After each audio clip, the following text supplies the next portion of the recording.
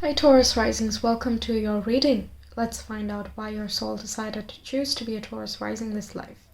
So we have one of the most beautiful cards here of this oracle deck. Joy is the ultimate creator. Okay, so I'm feeling like there's something to do with creativity that you're actually quite good at. But the fact that it is coming here as a purpose makes me feel that not all of you are really stepping into the joyful existence of yourself or of your creation. That is, you might be nitpicky, you might get perfectionist about whatever you make. Also, I think that Virgo is in your 5th house, right? Taurus. Yeah, you have 5th house. Okay, so there is a little bit of a critical thinking in terms of parenting as well, child rearing, just how to have fun. You want to have fun just right so that it kind of hits the right spot.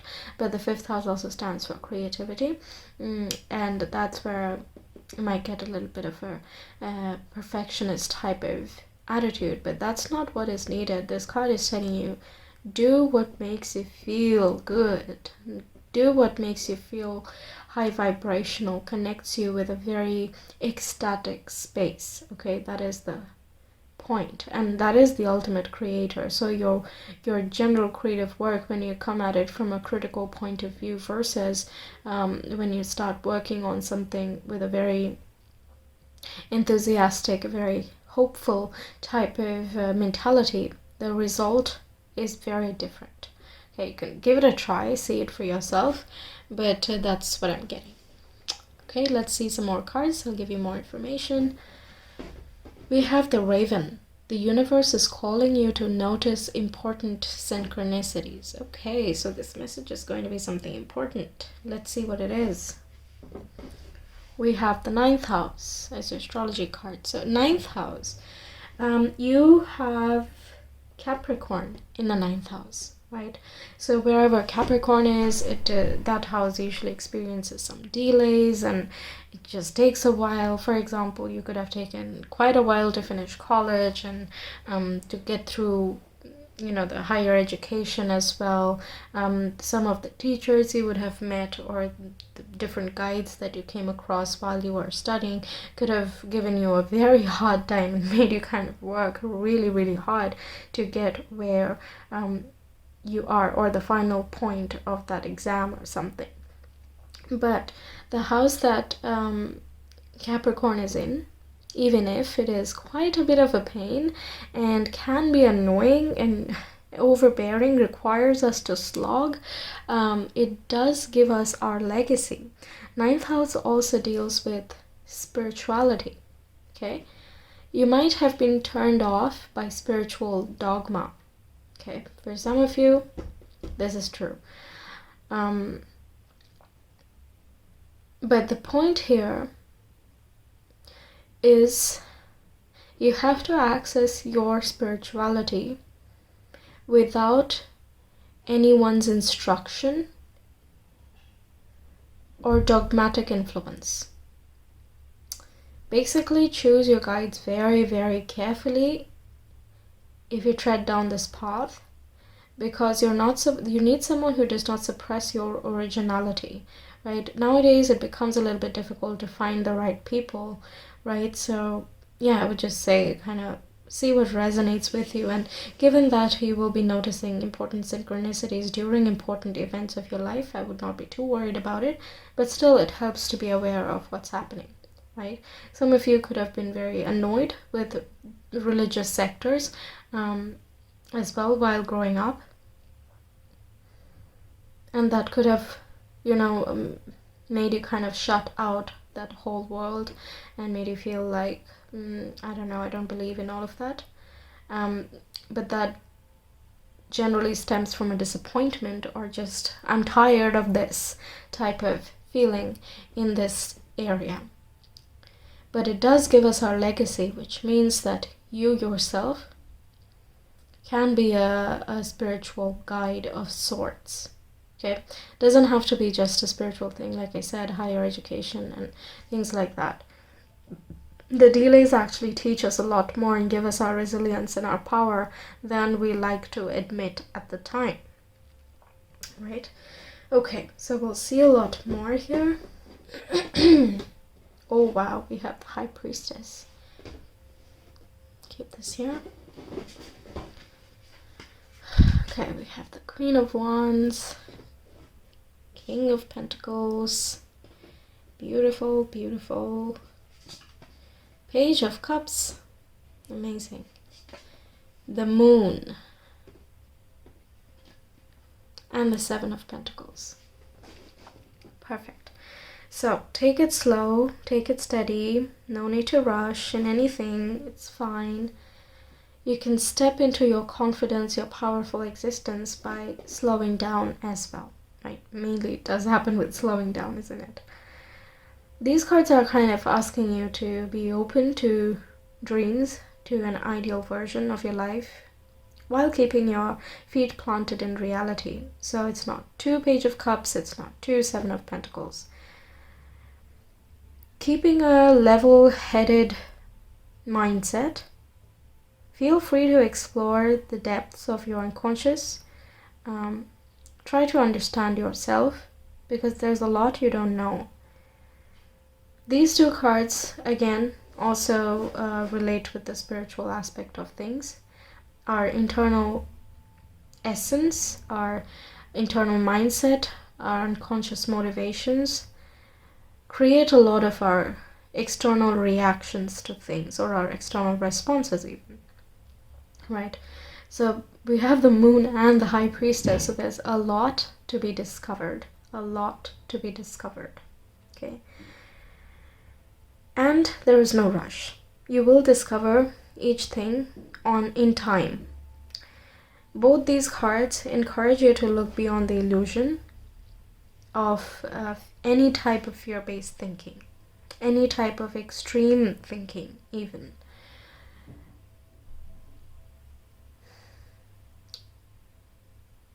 There is plenty of confidence you have. You have this natural charisma that people will be drawn to.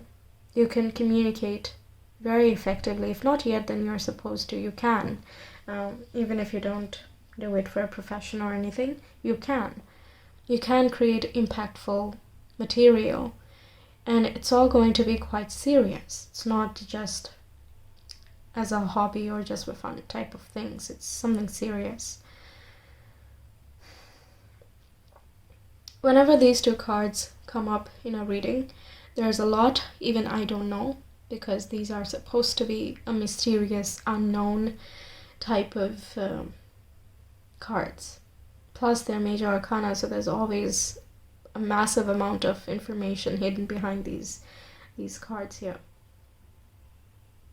But it's quite interesting. Abundance is very given for you. You will get abundance in this lifetime with the King of Pentacles, that's for sure. How you get there is actually more important. There is this feeling of non-attachment, but there is caring to whatever you do, to possessions mainly, because Taurus is an earth sign. It could be whenever there is any type of fear-based thought, you might have a tendency to start accumulating a lot of things, hoping that everything will be sorted and this should solve things, that should solve things, but it doesn't really. Because what you really need to do is connect with your higher mind. Once again, without any set of structures or rules, because the spirit world doesn't understand any of that. It's just intention, energy, thought, feeling, these type of things, right? Very subtle, extremely abstract, very difficult to understand, and the moment you understand it kind of shifts, right?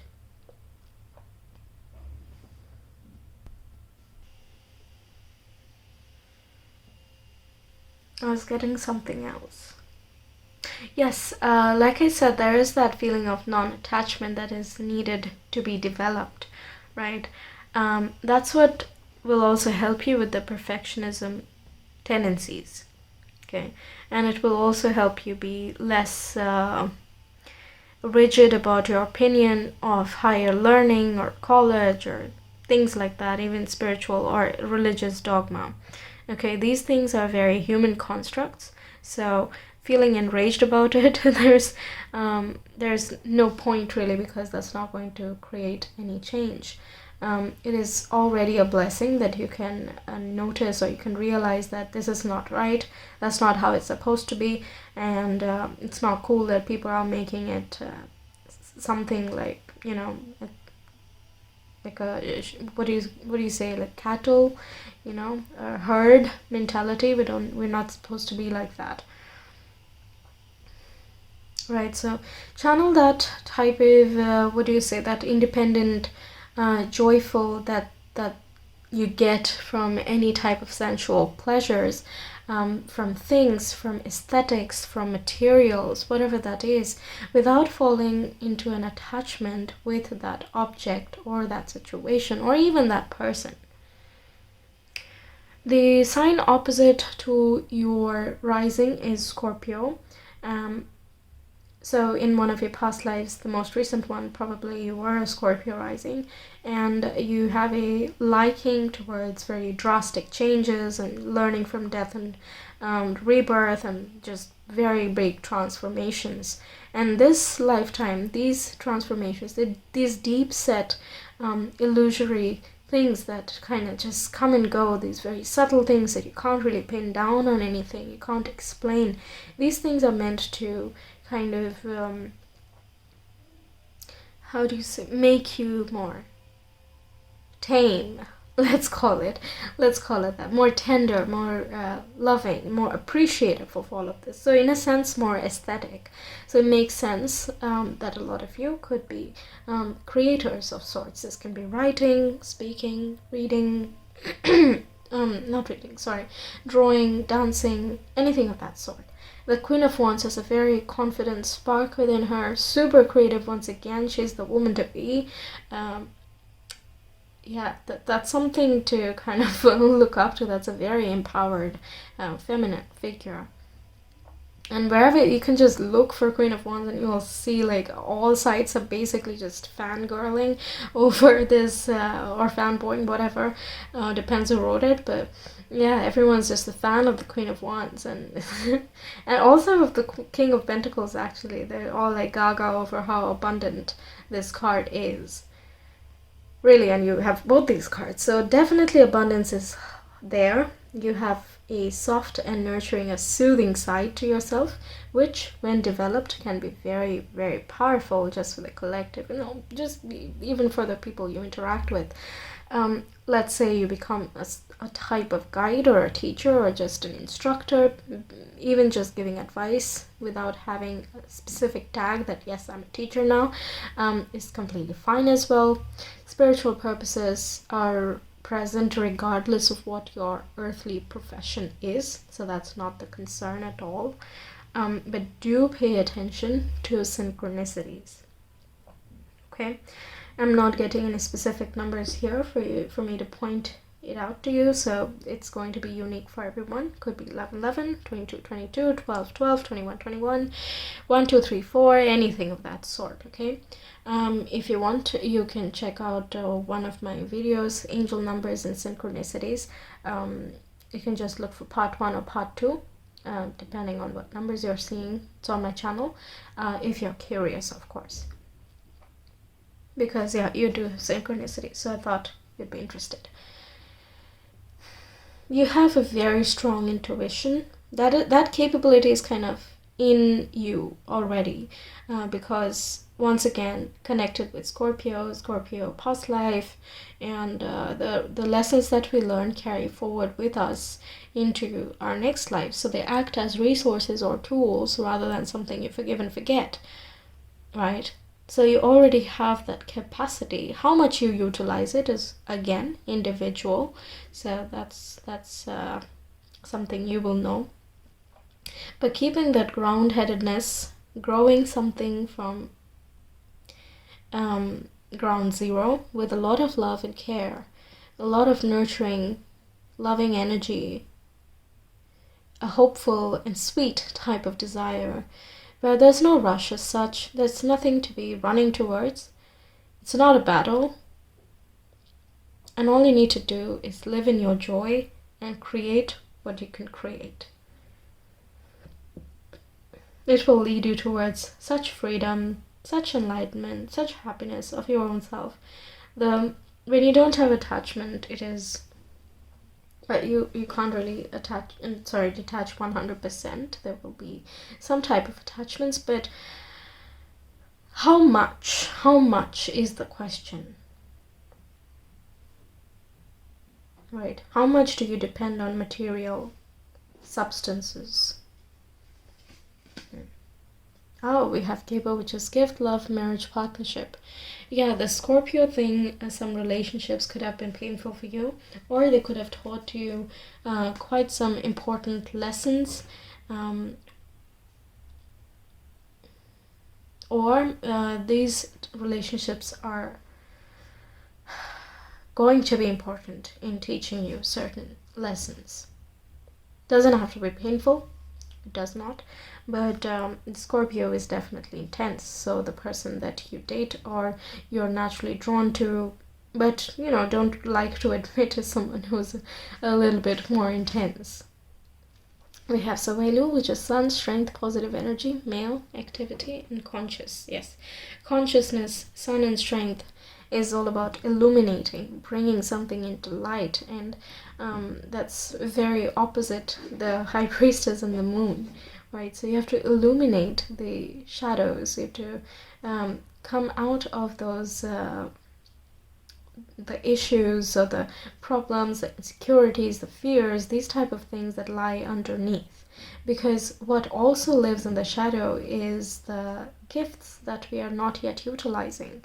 The potential is there in the shadow, okay? And nothing is bad or good. Some of them, yeah, sure, can be unpleasant, but it's only for you to uncover, to acknowledge them, and the moment they receive acknowledgement, they go away in time. Really, it seems much bigger till you're running away from problems, but the moment you face them, it's like, oh, okay, well, you're not afraid anymore, so yeah, okay, it just goes away. It does, like, with time, of course, but yeah, it's a necessary step towards coming closer to yourself. It's like you're taking the sun with you, or that strength, energy, that amount of clarity and resolution with you into the depths. Oh, that wow, okay. The Queen of Wands is literally doing that. She's holding the fire here, and that's how, like, she illuminates the darkness. Yeah, in the book, actually, it's written, the Queen of Wands can transmute shadow into light. I find that very beautiful. I thought it was quite impactful. Yeah, it really resonates here. Beautiful. And that's how you can also teach other people then. The King of Pentacles has like met the soulmate, has found the house, has built their, entrepreneurial thing, their business, everything they have built and made it happen. They've handled crises and just done all there is to do in terms of the material aspect. Right, earned their money, deserved their money, worked hard and sweated and toiled under the sun and waited with patience and got frustrated. Just everything that life has to offer, they have experienced in terms of the very practical aspects of life, right? And that's why this King of Pentacles is very warm in the sense that, hey, you know what, come on, kid, come in, let's have a cup of tea, and I'll tell you about how to, build your own kingdom or your own type of business, right? So getting yourself to the point where your insights are so priceless.